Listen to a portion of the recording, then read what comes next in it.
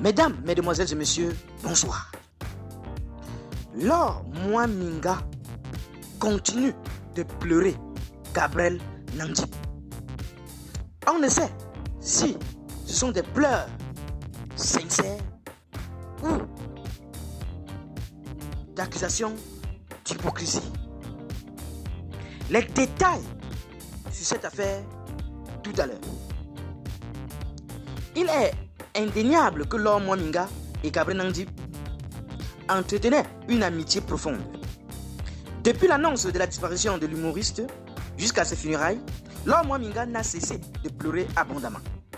Cependant, certains se sont interrogés sur la sincérité de ses larmes, notamment en raison de ses directs sur les réseaux sociaux où elle promouvait des produits de marque dont elle est l'égérie. Une personne proche de Gabriel, se faisant appeler Kouya sur les réseaux sociaux, a exprimé sa colère face à cette situation.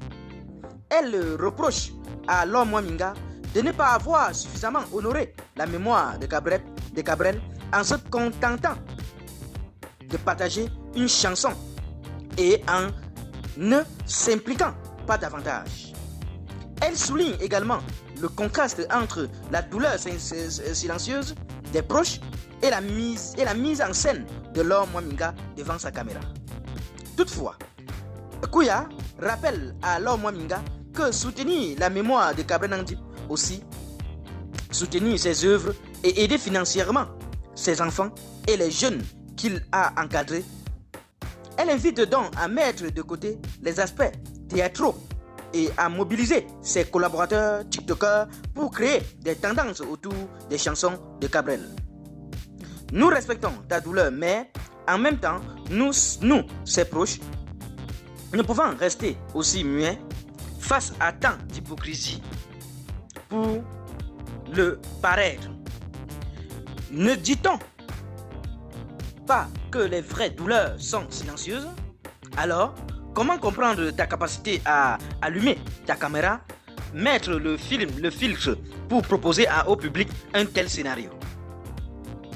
Honorer sa mémoire, c'est également soutenir ses œuvres qu'il a laissées pour permettre à ses deux enfants qu'il a laissés également et ses jeunes qu'il encadrait d'avoir de quoi manger au quotidien et d'être scolarisés. Faut avoir un peu de respect pour toi, pour lui et pour nous. Donc, cesse avec ton petit cinéma, je t'en prie.